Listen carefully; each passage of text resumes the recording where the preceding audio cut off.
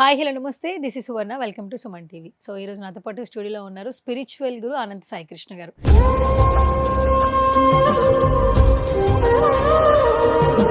అనంత సాయి కృష్ణ గారు, చెప్పండి.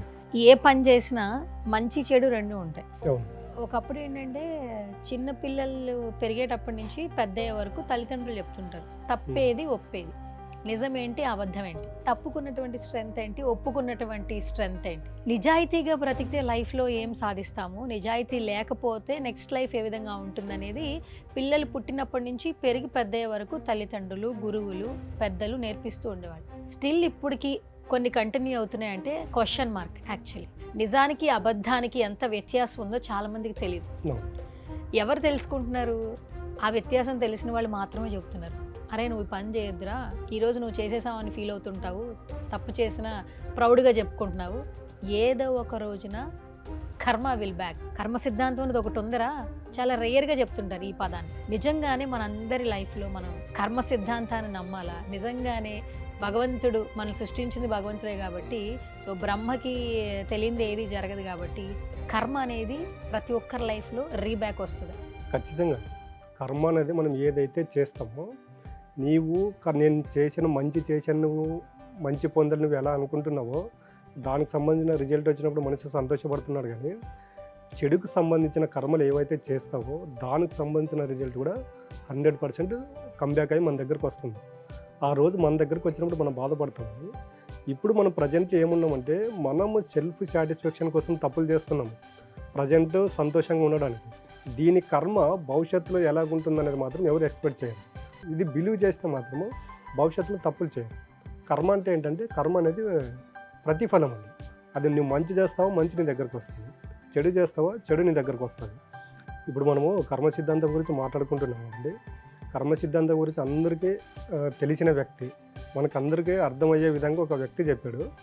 మీకు సుడిగాలి సుధీర్ అని తెలిసి ఉంటుంది, ప్రతి ఒక్కరు చూస్తున్నాం. ఆయన ఏ స్టేజ్ నుండి ఏ స్టేజ్కి వచ్చాడు.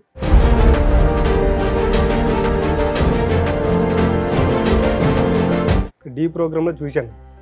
స్టార్టింగ్ హైదరాబాద్కి వచ్చినప్పుడు చిన్న అద్దె ఇంట్లో ఉండడము, తర్వాత ఈ రైల్వే స్టేషన్లో సింక్లో వాటర్ తాగడము, ఫుడ్ 5 రూపాయలు 10 రూపాయలు మిగిలించుకోవడానికి ఒక 5 కిలోమీటర్లు నడిచిపోవడము, ఇవన్నీ ఆయన చూస్తూ వచ్చాడు.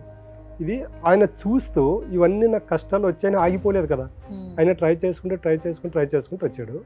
ఈరోజు సుధీర్ ఏ స్టేజ్లో ఉన్నాడండి? సోషల్ మీడియాలో సుధీర్ అంటేనే అది ఏ ప్రోగ్రామ్ అన్నా కూడా జై సుధీర్ అని కామెంట్ పెడుతుంటారు. అసలు నేను చాలా ఇంటర్వ్యూలో చూస్తుంటాను, టాపిక్ లేని సంబంధం. ఆయన అనిల్ రావు కూడా చెప్పాడు, అసలు నా ప్రోగ్రాంలో కూడా జై సుధీర్ అని పెడుతున్నారు అంటే చూడండి ఆయన ఎంత సక్సెస్ రేట్ పొందాడు. అంటే ఆయన ప్రతి నమ్ముతూ వస్తున్నాడు కర్మ సిద్ధాంతం అనేది. రీసెంట్గా ఒక ప్రోగ్రామ్ కూడా చూశాను సుధీర్ది, సుడిగాలి సుధీర్ది. ఆయన చెప్పాడు, ఇంతకు ముందు ఉండేదండి, తండ్రులు చేస్తే పిల్లలకు వచ్చేది కర్మ, పిల్లలు చేస్తే వాళ్ళ పిల్లలకు వస్తుందనేది. అది కాదండి, ఇప్పుడు మనం ఏదైతే కర్మ చేస్తున్నామో అది మనమే పోవాల్సిన సమయం ఇది, ఈ జన్మలో అనుభవించి తీరాల్సిందని ఎక్స్పెషల్గా సుధీరే చెప్పాడు. ఇప్పుడు చూడండి, అంత సెలబ్రేట్ చెప్పినప్పుడు అది సత్యమా కాదు? ఇప్పుడు అందరూ జై సుధీర్ అని కామెంట్లు పెడుతున్నారు కదా, ఇది కూడా నమ్మండి. మీరు నిజంగా సుధీర్ ఫ్యాన్ అయితే కర్మ విల్ బ్యాక్ అని ఆయన చెప్పినప్పుడు నమ్మాలి మీరు. ఎందుకంటే ఆయన థియరీగా చెప్పలేదు, ప్రాక్టికల్గా ఆయన లైఫ్ ఎగ్జాంపుల్గా తీసుకున్నాడు, ఆయన సక్సెస్ రేట్ పొందాడు కాబట్టి చెప్తాడు. అలాగే మీరు ఒకసారి ఆ వీడియో చూడలేకపోతే చూడండి, ఒక చిన్న అమ్మాయి అండి, కళ్ళు లేవు అమ్మాయి, చిన్న పాప, కళ్ళు లేవు. వాళ్ళ పేరెంట్స్ ఇది ఏదో మా కర్మ కొద్దీ పుట్టిందని వాళ్ళని వదిలేయలేదు కదా, ఆ పాపను అంత జాగ్రత్తగా తీసుకొచ్చి అంత సాంగ్ నేర్పించి అక్కడ దాకా తీసుకొచ్చారు. అంటే చూడండి, కర్మ అనేది ఆ రోజు ఆ పాప పుట్టినందుకు వాళ్ళు బాధపడి ఉంటారు, కానీ ఈరోజు ఆ పాప వల్ల వీళ్ళు 10 మందికి తెలిసిందా లేదా? అంటే ఆ షో దాకా వచ్చారంటే ఆ పాప వీళ్ళకి కారణం కదా. అంటే ఈ అమ్మాయికి పేరెంట్స్ వీళ్ళు, అప్పుడు దాకా ఈ పాప వాళ్ళ కూతురు అనేవాళ్ళు, ఇప్పుడేమంటున్నారు ఈ పాప పేరెంట్స్ వాళ్ళనే. చిన్న పాప చూడండి, అదే కర్మ అండి. మనం ఇది చేయవలసింది చేస్తే ఎప్పుడైతే పోతామో పొందవలసింది 100% పొందుతూ వస్తాము. దానికే కర్మ ఈజ్ విల్ బ్యాక్ అండి.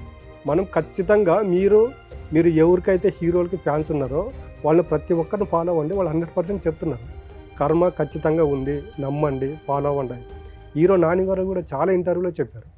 ఇప్పుడు చూడండి, ఈ సుధీర్ ఏదైతే చెప్పాడో ఇంకొకసారి ఆ వీడియో చూడండి, 100% మనము రియలైజ్ అవుతాం. అంటే మనం ఇంట్లో చేస్తున్న తప్పులు ఏంటి, మన పేరెంట్స్ పైన కావచ్చు, మన రిలేషన్లను. ఈరోజు బాధ మనం ఒకరిని బాధపడితే అది రేపటి రోజు మనం ఎలా బాధపడతాము, ఇదేనండి కర్మ అనేది. మనం ఏదైతే ఇప్పుడు మన సంతోషం కోసం చేస్తామో అది ఏ రోజు ఒకరోజు మన దగ్గరకు వస్తుంది. కాబట్టి మీరు చేయవలసింది చేస్తే మాత్రము ఖచ్చితంగా పొందవలసింది పొందుతాము.